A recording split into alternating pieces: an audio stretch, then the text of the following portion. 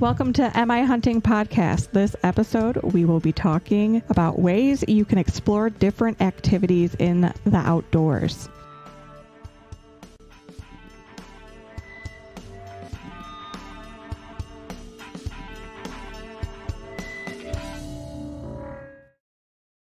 And in this episode, I guess I get to read the intro because Ty handed me his notebook. You do realize that as you continue talking, like that's going to be edited out because that's part of the intro music. Is it? Yeah. Is intro music 10 seconds. You clearly don't listen to the show. I know. Like I said, I haven't listened to it in a good long while. So yeah, it's 10 seconds intro music, intro, and then like about 10 seconds of intro music. And then we get into the show. Okay, well, here. All right. Well, let me get into this. So welcome to the Am I Hunting Podcast. And as you can already tell, my wife Kim is joining me today, and it's already come off the rails. It always does. So this episode is going to be going over stuff to basically do out in the outdoors throughout the spring and I guess early summer now. I mean, technically it's not summer yet, but right. We're essentially there. I don't know. This is my favorite season. I know yours is fall. Yeah. Why spring and summer yours? Summer, not so much. Summer's too warm for me. So why is the spring your favorite? Because I like to go in the woods and find delicious things. Oh, yeah. So that's something that we'll be talking about is some of the foraging stuff. Foraging. Yeah, it's all right. My dad already corrected me today. What did he say? Oh, he listened to, I think it was the last episode, and I was saying foxes. And he says, it's not foxes, it's just fox. So I got to make a point to say, saw some deers. Some geeses. Mises. Yeah. No, it'd be mouses. Mouses. Mises. Mice. Yeah. Who cares? Right. But yeah, so that's what we'll be discussing is stuff that spring and summer activities out in the outdoors. And we tried to do our best to get a bunch of it done. Probably the past couple of weeks, really. Yeah. But before we get into the actual episode, I do want to highlight again the Total Archery Challenge that's being held at Crystal Mountain Resort in Thompsonville. There are still a few slots available to register. Unfortunately, they only have one of the courses still available, which I end up having to sign up for as well. So it's going to be a bit of a challenge because it's from yardages from 40 to 100 yards. And with my current bow setup, I can only really shoot about 75 yards and still use my sights properly. So unless you Happy Gilmore it. Right. The other issue is I have 4 arrows because the arrows I've ordered probably a couple months ago still aren't in. Are we going to have to make a trip to Jay's? No, because even Jay's isn't going to have the arrows I ordered. Who would have something quite close? I'm probably just going to shoot the arrows, and if I lose them, I lose them. Don't really want to, though, but if I lose them, I lose them. Because all the other parts are in. I've got the fletching. I've got my inserts. I can get the nocks from shooters or Gauthiers or anything like that. But yeah. But anyways, again, it'll be held this weekend, the Total Archery Challenge. There are still some slots available if you want to shoot any of the courses. If you don't want to shoot any of the courses, you can still come out. There's going to be a ton of vendors out there, events, just a bunch of people that, basically archery people out there. Probably some that aren't even archery people out there. So right. No, it's always nice to go out there because I know that I am planning on walking at least one of the days with you. You signed up for 2, right? Yes. Okay. So I'll probably walk with you on Friday. Or did you do Saturday and Sunday? I did Friday and Sunday. Right? My Okay. dad wants to come out Friday too. Yeah? Yep. Okay. So I was planning on going and walking on Friday with you. But it's always fun. I'm wondering if they'll have the lifts going. They probably will. more than likely they'll have the clipper going. I don't know. Were you going to take Friday off? I'm sick. All right. All right. That's the girls' last day of school. It is. Yeah. Yeah, so I'm probably going to be sick. No, probably not be sick. Just I'll probably only work a partial day. Yeah. Because my remotely. My tea time essentially is 10 o'clock. All right. Well, I mean, if I get after it and I put in my hours early like I always do, I could potentially be done that early in the morning. Yeah. Okay. All right. Sounds good to me. All right. I want to ride the lift, okay? All right. So, before I forget, we need to do this one. We need to do the conservation news desk. Oh. You like that? Yeah. All right. Well, the girls should be reading this. They don't want to. Really? Yeah, they both said no. That's horrible. I know. Well, they don't want to do it, so whatever. All right. So this first one is, I've seen it come across like my news feeds type, probably for the several weeks now. And I didn't really want to do it just because it's not something that's all that exciting to talk about. It's the piping, was it plovers? Plovers. Plovers. Plovers. Plovers. Plovers. Well, they're, again, another... It's mating season. It is. And that's why I think part of the reason why it's come up, because they are not doing well. They typically struggle because of mating season, and people don't heed the warning that's out there with, hey, don't go on the beaches with your animals, because once the plovers come off their nest, they necessarily don't really return to the nest. Yeah. So if you don't know, or if anyone doesn't know, they're a small, sand colored, kind of like a sparrow sized bird. It's a ground nesting bird that basically builds its nest on the shorelines. So a lot of the East Coast and here in the Midwest, especially along the lakeshore here in Michigan, the Atlantic coast, and again the northern Great Plains, and they've been listed as federally threatened since 1985. So why aren't they doing well? Well, there's several reasons. Predators, human traffic, so like you were saying, foot traffic, because they come back in the springtime, they start their nesting. That's when everyone starts hitting the beaches and starts getting out more, doing hiking and everything like that. So, and then probably the big one is their ground nesters. Yep. And ground nesters have been struggling for a while now. Basically turkeys, quail, those types of animals too. Any of those ground nesting animals are struggling because of habitat and predation. So the human foot traffic we already covered, foot traffic, vehicle traffic along roadways near the beaches and lakeshore. So like you were saying, that if anyone interrupts the nest, then there's a good possibility that it may not come back. Right. And I know that they have warnings up along the Sleeping Bear National Dunes Lakeshore. I saw that sign not too long ago at Ash Road Beach. So it is definitely up. They're not really wanting, even the pet-friendly beaches, they're not really wanting you to take your pets out at this point. And what they do is that if they do find a nesting pair somewhere, they'll actually try to kind of like fence it off or cage it off to where, basically that nest is protected. So I guess at that point, anybody who's listening, if you see a piping plover nest, reach out to your local DNR office and let them know that you came across one. That way they can mark it. They are looking to get numbers of those birds this year. Yep. And another issue that they're having is with some of the birds in their selection of their nesting locations. So again, they're on the lakeshore. Now, the ones that aren't struggling are the ones that are nesting above the high water mark as well. Now, there's other ones that are basically nesting in the overwash areas. So they're areas where if there's, high waves or if the water level's up, then basically the nest is getting washed away.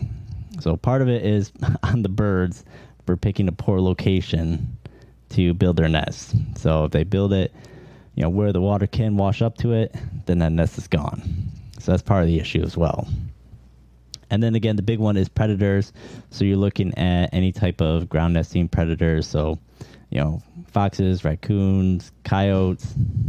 Foxes, you did it Foxes. again. Oh, man. I'm going to get yelled at again. Fox. And then, of course, they've got bird predators as well that will prey on the nest. Eagles, our beloved national, bird. The eagles will definitely see it as easy pickings. Yep.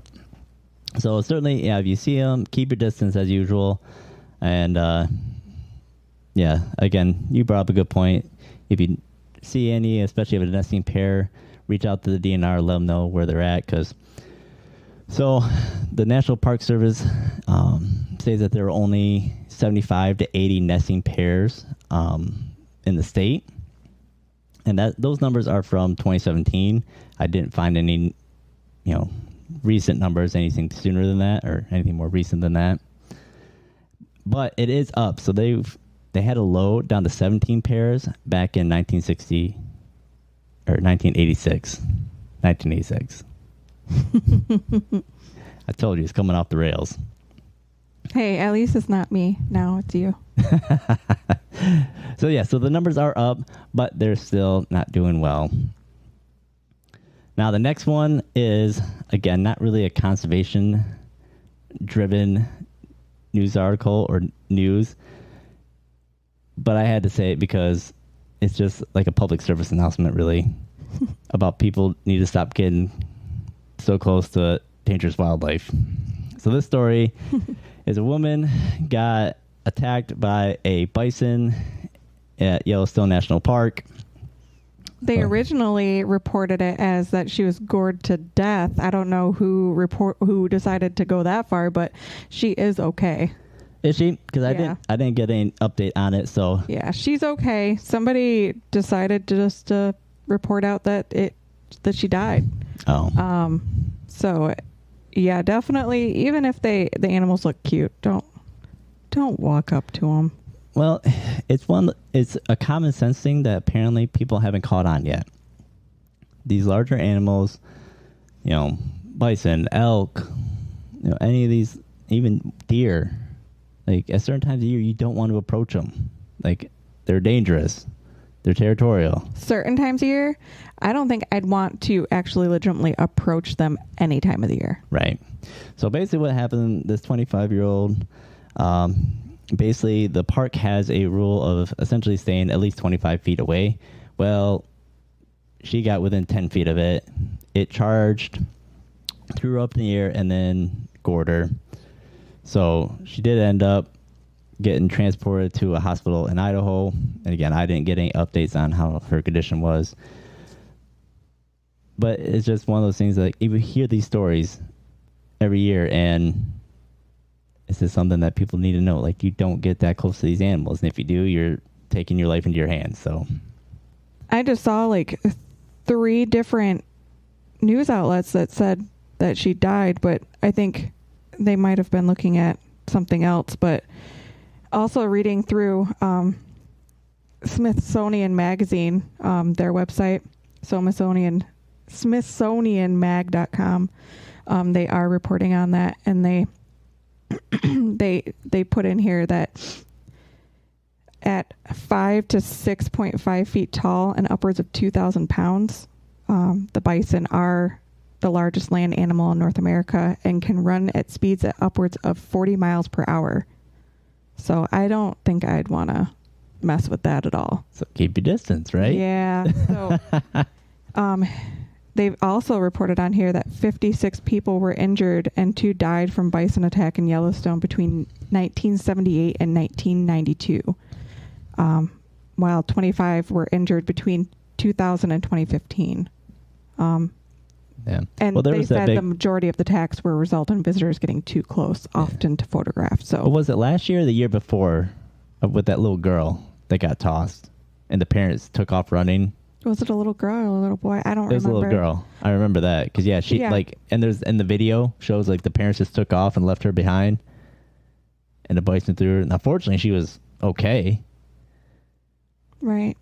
But yeah, just another prime example. Like, I don't know. Do you think?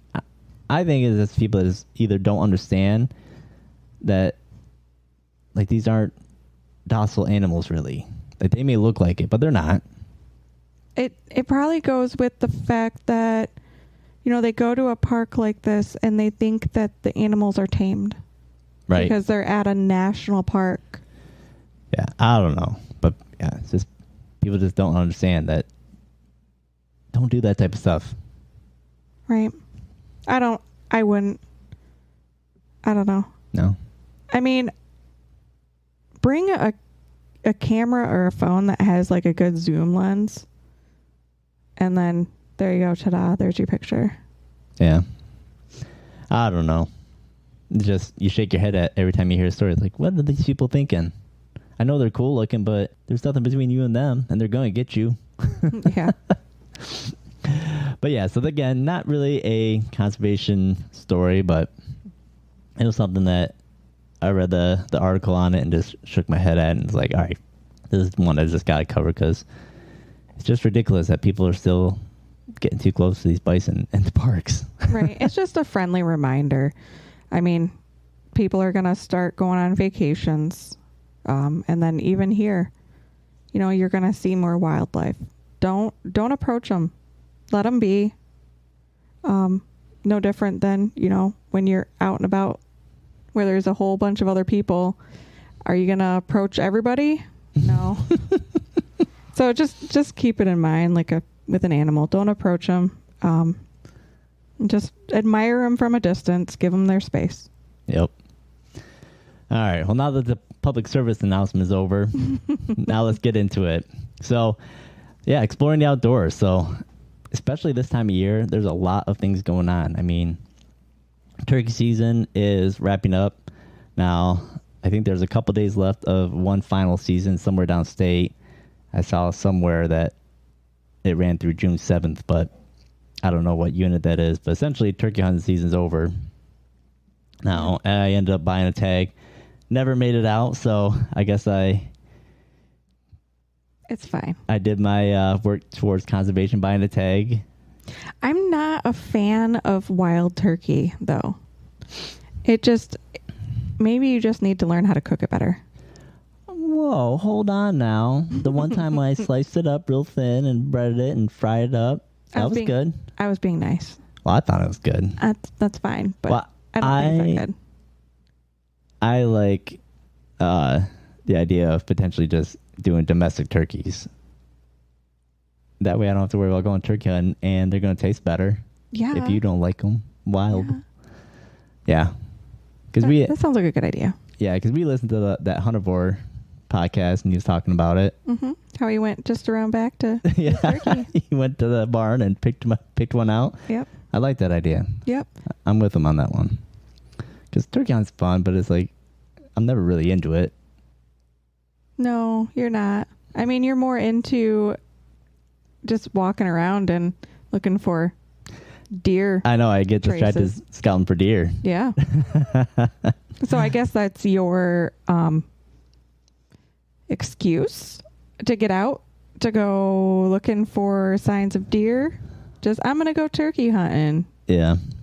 But really, I'm just going to go look and see if I can find where deer are bedding right now. Yeah, but this year was interesting again, too, because for a lot of people, it was tough hunting, and other people, they did really well. So it was pretty much came down to if you were able to find the areas where the turkeys were, because it was kind of more sporadic that way. You either were in an area where the turkeys were, or you weren't. Have you looked into it? Are the turkey numbers down in Michigan? Last when I checked, they really weren't yet, but honestly, I haven't looked into it lately to really speak on it. I know across the country they're noticing a drop in turkey numbers. Michigan actually does a really good job on habitat work and whatnot. They were actually, the state of Michigan was actually given an award from the National Wild Turkey Federation on the work that had been done. I would say probably a lot of the turkeys are further south, like us being along the lakeshore and whatnot. we probably are seeing probably a small drop in numbers because we don't necessarily have the best habitat for turkeys. Whereas if you get more into the central part of the state or down south, it's much more set up for them with a lot more open fields and whatnot. So yeah, because to me, it seems like, growing up, I mean, you'd always see a bunch of turkeys all the time. Yeah. And now it's very like few and far between that you see a group of turkeys anymore. Yeah. And again, if you're in areas, you'll see lots of turkeys. And then if you drive a little ways, then you'll come up with areas that have absolutely no turkeys. And you could, hunt all day and walk forever and not get on them. And then you hit one spot and there they all are. So you'll have to talk to Kelvin and figure out how to master the turkey calling skills. I'm not too bad at turkey calling. He and Caitlin did a really good job this year. They each harvested one. I guess he called both of them in, so. Yeah. Yeah, but again, I have all the best intentions of putting forth the effort for it, and then I just never do. Right. I don't know. I don't think you've ever really been really big on turkey hunting. No. I want to. I try to, but then when it comes down to it, I'm just like, eh. Yeah. But yeah, so let's dive into the second thing then that I spent more time on. That's fishing. Yeah, you did. That was amazing. So yep, took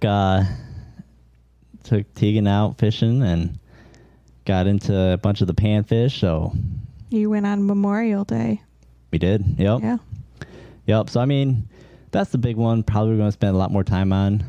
I mean, right now, I think all the game fish, their seasons are open right now. I think there's only a few lakes where you can't fish yet, or at least keep them anyways. You have to do immediate catch and release, but most everything else is open. So if you're into fishing, whichever species you like to target, you can get after it right now. And it's good pickings. It was, yeah. So, yeah, the lake we went out, we got into the bluegill quite a bit. We were finding a few of them on the beds there. Actually, a lot of them were on the beds. So we were trying to not completely wipe out the bed areas, but there were areas, I mean, they were so congregated around that. So, but we got into some pumpkin seed, rock bass, and kept those too. So we did a big old fish fry. Mm-hmm. It was delicious. Yeah, Tegan was stoked because she was actually able to limit out on the panfish. So. Yep. And you and Tegan ended up doing a full fish? Yeah. Yeah. Eating the fins? I don't know what you call it if you just clean the fish and have it whole, essentially. I don't know. Delicious? Yeah. But yeah, she was much better at picking the bones clean than I was even. And she was really all about the fins. Yeah. Eating the tail fin? Yep. Yep. But yeah, so, I mean, we ended up with 35 to 40 fish that we ended up cleaning and able to cook up and gave your sister some. Yep. We're able to share some of it, and I made homemade tartar sauce. Right. But yeah, so I mean, it's that time of year where it's, if you're into fishing, it's about best time for it, really. Yeah, you're going to be too busy to go fishing this weekend. Yeah, I know. But there's always the weekend after. Well, Tegan we weren't even home yet, and thinking about when the next time we need to go fishing. Well, I mean, the birthday party that we have to go to is not going to be an all-day thing, so there is a possibility. Which I actually thought about towing the boat along, because we could go out to one of the lakes out there. Yeah. And go do some bass fishing in the evening. Yeah, that sounds like a good idea. All right. And then see if maybe we can swing by your ma's and have dinner with your mom. Sure. Okay. All right. So the next one is the main reason why I brought you along on this one is for the foraging. So we went out, a week and a half ago? Yeah. A week to 2 weeks ago. Yeah. All right. So we were trying to, find the elusive morel. Yep. Which we failed. Yeah. We're just not finding them this year. I know some people, like our pastor, his daughter. Yeah, she cleaned house. She had a whole pile of them. Yeah, she did. But yeah, so we didn't find any morels, but I mean, that's the big one in the spring that most everyone across the country really is going after. Oh yeah. Yeah. So it's so much better if you can find them yourself instead of going and buying them from somebody, because they're what, like stupid ridiculous when people actually sell them. They're like $50 a pound. Yeah, up Something to ridiculous. Yeah. Yep. So that's definitely the most prized mushroom in the spring. So what do we really know? That you find them in the woodland or woody edges, or you don't. You find them along the banks of water. Yep. Or you don't. Yep. Around dead or decaying trees like or elm, you don't. ash, or maple, or not maple, apple. Right, and that's where we found them last year. Yeah, and they say you do not find them around conifer. However, I've found them along the base of pine trees, or in a cedar forest. But typically, I'm doing air quotes. I don't know why I'm doing air quotes. I do that all the time. Typically, you don't find them in something like that. But when it comes to morels, there's no typical. Yeah. I did read, though, that burn areas are really good. So we should have gone to where they burned. Well, it's supposed to rain tonight. Yeah. So we can maybe see if we can find some late ones. Saturday early morning before we head to the birthday party. So we're just going to do all day out that way? All day? Yeah. I'm talking about the burn area by our house. Oh, by our house? Yeah. I thought you were talking about the one over by... No. I figured the one over there because that was last year. They burned it last year. Yeah, that does make sense. Oh, sorry, I just kicked the desk. Jeez, you're making all sorts of noise now. I know.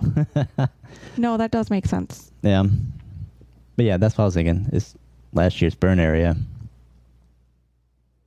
Maybe. I don't know. We'll see. I mean, if we're going to be fishing that lake, because, I don't really like to sit in the boat. Yeah. So I can just... wander. Yeah. Okay. Yep. And then what's the proper way to harvest them? What, a morel? Mm-hmm. You cut them off flush to the ground. Yep. You don't pull them out of the ground, right? No. You cut them off. And then what do you put them in? You put them in one of those like onion bags. Yep. Essentially. So that way, if there are any spores still left in the morel crevice, you are actually dropping the spores. Yep. And you allow airflow around them so they're not getting all nasty in like a plastic bag. I like how you're quizzing me. Yeah. It's funny. All right. And then the one that we actually were able to, or some things we were able to harvest were ramps. Yes, they are absolutely delicious. Yeah, I did not. Oh gosh, I can't even say the word sustainably. There we go. That was difficult for some reason. I did not sustainably harvest them, only because the area that we found, it was a few older colonies, which you should thin those out because they will eventually choke themselves out. But what you really want to do is you don't actually want to take the bulb of the ramp. You want to take the leaves and part of the stem, because you will get that oniony taste from the stem part. So if you do come across an older colony, definitely you want to go ahead and take the whole entire bulb. Or if you want to take some and transplant them, if you have an area that's suitable, I know that we did that with my brother. They did transplant those and they did come back. Nice. And it's actually doubled the colony because we only gave them about a colony worth. So they have about 2 colonies. So just be mindful of how you're harvesting them. All right. Well, I'm almost interject here. Yeah. We need to cover what ramps are. So rams are essentially a wild onion. Yes. Sorry, I got all excited because I love them. That show up in the spring. Yes. And you'll find them again in wooded, I guess woodlots, really. Yeah. Yep. Definitely wooded areas where there's, a little bit of sunlight that comes through. Yep. And they'll have a very strong onion flavor, especially for their size, really. Right. But yeah, you'll see them. I guess, how would you describe the leaves? If you've seen like lily of the valley, they kind of look like lily of the valley. That's why you do need to be very careful about it, because lily of the valley are very poisonous to humans. So if you accidentally ingest lily of the valley, it doesn't bode well. Right. Which it'll be easy to tell, because if you do pull it, you can smell the strong oniony smell or garlicky smell, even potentially. It's mostly oniony. Mostly oniony. Yep. Yeah. So typically they will have 2 large leaves. So if you've seen like a trillium out in the woods, it looks like the greenery of the trillium. Yep.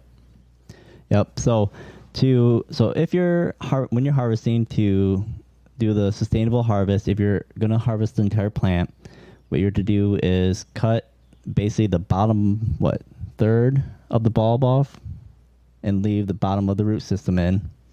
I wouldn't even do that. Well, that's one way of doing it. Yeah, I suppose. Yep. And then basically you try to disturb the ground as least as possible. Leave that bottom part of that bulb in the ground. That way it could potentially resprout. The other one is you can harvest just the leaves. Mm-hmm. And if you're going to do that one, just harvest one of the leaves off the plant. Don't do both. Right. And then basically another big one is don't over harvest one area, which we try to do too. Take a few, move on to another colony area or another part of the woods, and take a few more from there. Right. The other way too is if you end up going out into the woods with a hori knife. I don't think you even know what that is. No. I bought my dad this couple Christmases ago. So it's a trowel that is sharp. It's a sharpened trowel, so it is like a knife. It's a ground knife. So using one of those, and if you go in at an angle at the ramp, that would work too. Yep. And I think when I was reading up on it, that they recommended that type of tool to be able to do that. Right. And then for storing them, they're best certainly fresh, but you can, the bulbs you can freeze. Mm-hmm. You can actually blanch and freeze the leaves. Okay. Yeah, the leaves, it seemed like they lose a lot of their flavor once they do, but if you're looking to have them added as like part of a salad, it really doesn't matter. Yep. And then they will hold for a short term just in the refrigerator. You got about 4 to 7 days really before, especially the leaves start to wilt quite a bit. So if you're going to store them in the fridge, you're going to want to get after them. And you're looking at me. See, the thing is with that, I don't care if the leaves are wilty because I end up cooking the leaves and they wilt anyways.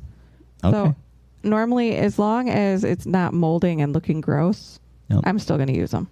And then the other one that I've looked up a little bit is a lot of people they basically do like a compound butter with them, or like a pesto type deal, which we kind of listened to, again, the Huntervore podcast about that. So you can put it in something additive like that will sustain longer, and you can pretty much put it into whatever dish you want to put onions in with. If you're doing the soup, or big one is breakfast stuff, or yes, breakfast stuff. Yep. So pretty much anything that you would put onions in for part of your dish. Right. And I'm gonna do some ghee with ramp leaves in it. Yeah.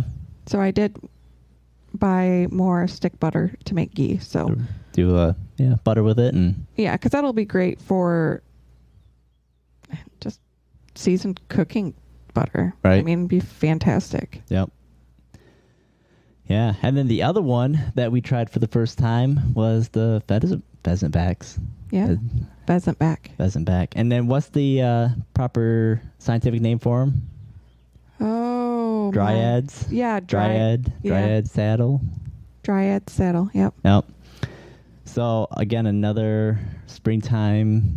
Or fall.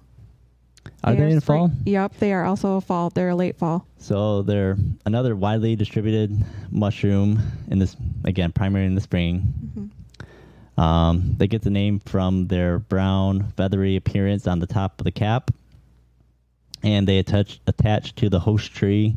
So you're not going to find them necessarily growing out of the ground. Right. And the thankful thing with these guys is there is no lookalikes that can hurt you. So if you think that you've come across a pheasant back mushroom and it looks like the back of like a pheasant, bingo, because there's no lookalikes out there. Yeah, that's one of the ones that's basically considered one of the safe mushrooms to go for because there's, like you said, no lookalikes. Right. Let's see. And then the other thing, I didn't really pay attention to it, but they say they have almost like a cucumber or like a watermelon rind smell to them. Yeah. Yeah. I didn't even think about smelling them, see what they smell like. But and then really just for harvesting. Go for the smaller ones. You want to, if you can, look at the pore size before you harvest. Yep. Definitely do that. You want a smaller pore. They will be more tender. And then you figured out that you definitely have to use a knife to get them off the tree. Right, because especially around the stem, that's where it's going to be most, I guess, the toughest, really. Mm-hmm. And, yep, going for the smaller one. So, a 3-inch or 4-inch diameter one. You're probably going to be a better bet. The bigger they are, the tougher. They're tougher. They're going to get. Yeah. They get pretty, I guess, kind of leathery, woody. Yeah. They get really, really tough as they get older. So, yeah. And you want to do a clean cut because they will regenerate. Yep. And so for those pore sizes, they say what, pinhole size, yep. really. Yep. Pinhole. And then if you do get one that's a little tough, you can always cut away the more tender, parts, and I guess essentially discard or leave the tougher portions. If you're finding some larger ones that are a little bit tougher. Or if you want to take the tougher portion, you can make a broth out of it. Right. Yeah. You jumping ahead of me on the cooking part. I'm yeah. Sorry. But yeah. So you can do that certainly. Cook them down and, like I said, do a stock or anything like that. So the other thing is that they don't keep well. So if you are harvesting them, then you need to essentially use them within 2 days at the absolute max. You don't want to go past that. Yep. So either cook them up right away, and again, you can cook them in to any dish that you might do. Mushroom. Now they're not going to be. They don't have a lot of flavor. So they a lot of times will be cooked in something that they can absorb flavors from other parts of the dish. So if you put them in like a sauce or collect drippings from whatever. Bacon grease. Bacon grease would be good. Well, we used chicken. Did we do the chicken sausage? No, we did not. I did the chicken sausage for something else with the rest of my porcini mushrooms. Yeah. So essentially what we did, we toasted up some bagels, put some pheasant back and some of the ramps, cooked them in butter, and I think you did some stock too, right? No. No, and then eggs over easy. Yep, and then put the ramps in the mushroom on the bagel, and then laid an over easy egg on top, and it was pretty darn good. It was delicious. I mean, I guess the only thing that was downfall is that we did have some tougher pieces that were kind of chewy. It was okay. But again, with that yolk dripping down on top, and then with the bagel, pretty tasty. You're making me hungry. Yeah. And then, so the next thing that I've been really working on is doing habitat work down at the farm. Well, you're going further on me. What do you mean? You didn't put in the notes of what else I've harvested. Purslane. What? Purslane. purslane. Yeah. Remember what I took from my dad's garden that we will once in a while get in our garden? Oh, well, yeah, I guess if you want to talk about what that is. Purslane is, it's a succulent that is typically found at least in the northern area. And what you do is it doesn't matter what size the plant. The bigger the plant, the more leaves you'll have. But then the stems will be a little harder to eat. So if you get a juvenile plant, all you really need to do is just clean it, and then cut off any root system, and then you can put it in any type of salads. It is very high in vitamin C when it's raw. If you cook it, it's high in vitamin A. So there's no way you can go wrong with this plant. And it is not a strong flavor either. You can toss it in a salad. You can toss it into, soups. It's just a greenery aspect. I've heard it kind of has a little bit of a cabbage taste, but not too much. Yeah. Okay. So you will be trying that here sometime really soon. Yeah, because really the only spot I've ever seen it is either in our garden or in your dad's garden. So right. I don't know. I mean, I could probably recognize it if I saw it again elsewhere, but yeah, I don't know. We'll try it. Yeah. I was all excited about it. My dad was out in his garden. He's like, I need to weed. I go, I'll help you. And he was looking at me weird because I was picking this purslane and keeping it. He's always thought, that was just weeds. Yeah. And I was excited. He's like, oh, well, go get yourself a bag and you can take it all. So I helped him weed by taking the weeds for us to eat it. Yeah. We're eating weeds. We're eating weed. We're eating garden weed. Yeah. Well, I mean, I did take some of his radishes. I am planning on using the radish greens too. Okay. So there's nothing that's going to be going to waste. Good. All right. So now you can go to your stuff that you wanted to talk to about your food plottings. Right. So yeah. So I've put in the first, cover crop. I always say / food plot because, it will be fed on and whatnot. But primary goal of this is just to do a cover crop for prep for the fall food plot, really. So, question, would wheat be a good cover crop? It would be, but the way I terminate and whatnot, you wouldn't be able to really harvest it. Oh. Unless I get down there with a... I mean, it would work for the bigger part of the field where I'm not planting food plots in, but... Because Tegan and I decided instead of trying to make the 2-ingredient bread, we're going to make noodles with the wheat berries that I have, that I'm going to try to make my own flour. Yeah. We could, but it's a little late now, especially because they're going to be... I'm not worried about it for this year. Okay. All right. I'm just asking for down the road. Yeah, well, they are going to potentially be planting corn next year, so... Oh. But we'll see. We'll see what comes of that.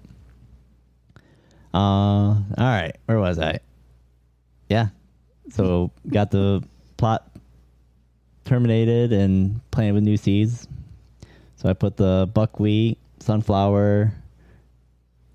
Let's go for it. Sun hemp, and what else I get?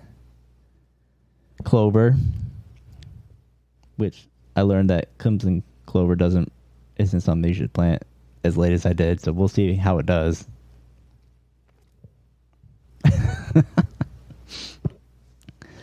But yeah, so that's coming up. So again, that'll get terminated 1st of August when I start putting in the fall crop essentially, and that'll be basically more or less mainly clover and brassicas, peas, oats, and rye. You're not going to do turnip for your pet deer this year? That's brassica. Oh. That's in the brassica family. I'm not all up on all this stuff. Yeah. But the one thing I did realize going down there yesterday, was it yesterday? Yeah, it was yeah, so I could do my soil sample. Yeah, yep, because you worked Friday night. Yep. So I got a bunch of horsetail or field horsetail weeds growing there. Now, they're basically like almost look like a little stemmy, like pine needly leaf weed, which... You can eat those. Okay, but I don't want them in my food plot, so they're going to get some heavy herbicide probably next year because they're glyphosate resistant. Yeah, they are. But you can eat them. And you can't, well, you can try to remove them mechanically, but if you don't get the entire root system, they'll just sprout back. So this is one thing that is going to have to be addressed. So there's a couple of different options I can go through. I can either, here in the next week or so, go through with some 2,4-D, spray it, and hopefully that 2,4-D is actually out of the ground system by the time I come to plant, because that can stay in the ground for up to or around 60 days essentially. So it's kind of pushing it on, when I want to plant again, it may kill essentially the fall plot when I go to plant it. So it'll probably be next year. So with that, again, have to pretty much go through. They actually recommend that you actually like mow it or trim it in some way to break that, basically the part of the plant off, because it's got a pretty thick skin and it actually protects itself from, basically surface application. So. And you do have, you said the field horsetail? Yes. And not rough horsetail, right? I'm pretty sure. I don't know. I'm not the best at identifying. There's so many different types. Does it look like? Yeah. Okay. Yeah, it almost looks like that like seaweedy stuff that you can put in like aquariums. Yeah. Yep. Yeah. Because, there's wood horsetail that definitely, it looks like you have like a tiny little pine cone at the top. Yeah, nope. Okay. So yeah, the field horsetail is actually pretty good for you. Yeah. So one thing, so I'm looking at, why is it there? So it was there initially when I first started the food plot program. And so I've never really been able to completely kill it out. And I think part of it, the reason why it's so bad this year is from tilling last year. Because the one area where I really wanted to till it because the thatch wasn't breaking down fast enough, that's where it's growing in the worst. So by tearing up that plant, it resprouted even thicker. Now the other thing is too, it really likes poor soils. So if it's acidic, if you have poor drainage, which the drainage is the issue down there because it's down by the creek bottom. So that's essentially, I think, the main reason why it's thriving there is because it's so wet. So, question for you. Okay. Are the leaves bright green right now on them? Or are they, is it sprouted out? Yeah, they're green. I always say they're like almost like they're a bright light green. All right. Well, then we need to harvest them. Don't just straight up kill them. We can harvest a few. Okay. Well, get down there then. Okay. Because you want to harvest them early. All right. So as long as they're bright green. They're only like 6 inches tall. Okay. Because, if the leaves on them are drooping, then it's past the time that because it hasn't sprouted that little sprout yet or seed head yet, so they're still early, yeah. All right, well, I guess we'll go down there. Well, don't you remember the girls and I were looking to harvest horsetail when we went for a walk? Oh, gosh, it was a few years ago. Out by our house. But the horsetail, it wasn't quite ready yet. It was awfully immature. You probably don't remember. Nope. But yeah, so basically been doing that, and then again down the property we still have a bunch of the autumn olive to get rid of, the honeysuckle to get rid of. Got to trim back some of the field edges. So what you're saying is, here in the next few weeks, I'm not going to be seeing a whole lot of you? Pretty much, yep. Okay. Yep. That's correct. All right. I suppose. But, that's for, later this summer.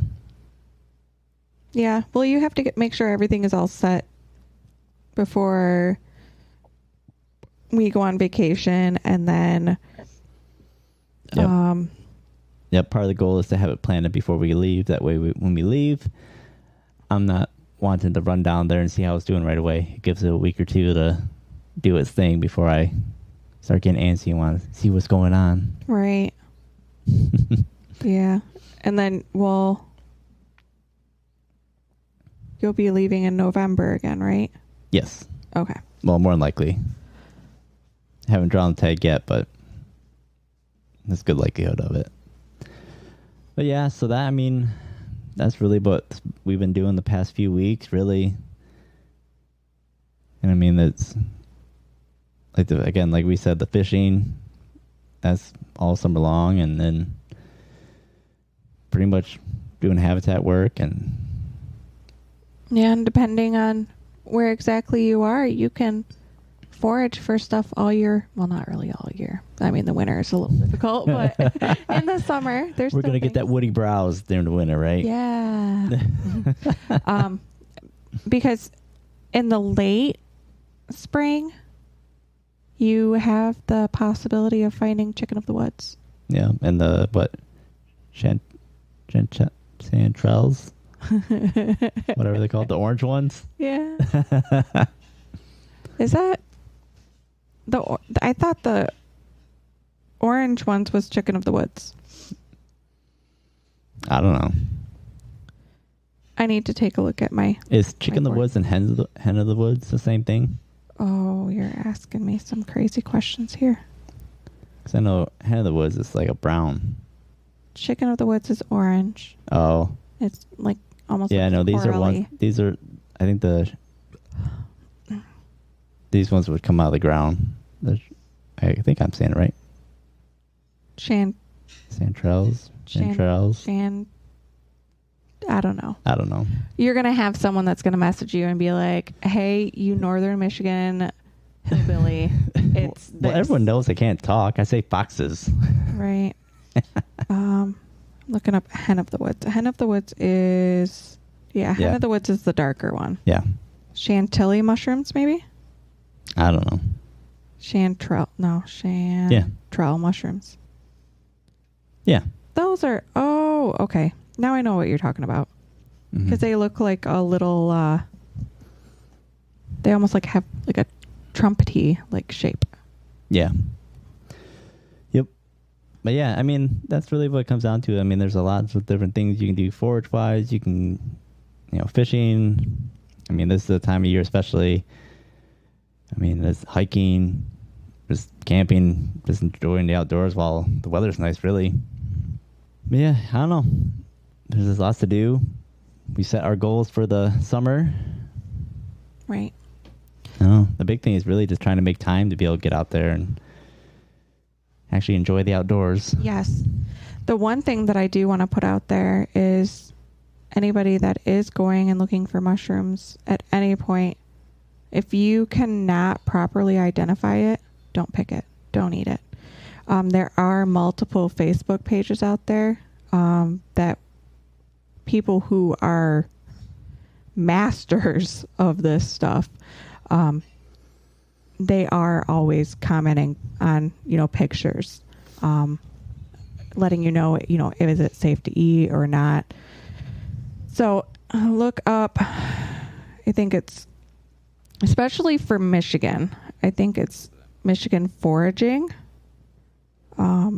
is the one. And then there's mushroom identification. So definitely look up those before you even go out. If you're not into foraging, definitely go out and look at those pages. The other thing is it doesn't hurt to swing by your local bookstore, grab a book, and just open it up, bring it along with you. I know I brought mine along. We didn't use it because there wasn't really too much that we needed to identify. I know that there's a few apps out there. Picture This is the one that I use.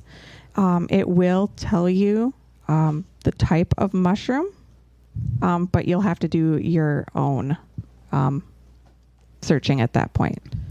Yeah. And I'm just going to close that out by saying, especially if you're new to the foraging aspect, stick with the easy stuff to start until you start getting better with it. There's a lot of things out there that you can harvest, but go with the easy ones to start. And then as you get more comfortable with it, then you can start progressing to other types of plants that are out there. Yeah, because there is a lot out there that you can harvest. And there's a lot of different things that you can do, especially plants that are in your own yard that you just think is a weed.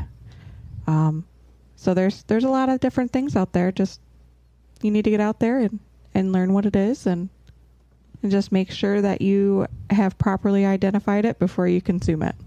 Yep. Or again, if you want to play it safe, just go out fishing or something. Because that's what I want to do. Okay. All right. I'm not stopping you. All right. Well, I think we should wrap this up. I'm having too much fun. All right. Well, you have fun then. You're going to leave me. Uh-huh. Yeah. No, I don't think I can entertain the listeners like you can. I don't know. Just call me the outdoorsy hippie one with nature. My mom says I'm into the hippy dippy doodah stuff. Well, that's good. We'll have something to talk about then, outside of just hunting stuff then. I like food.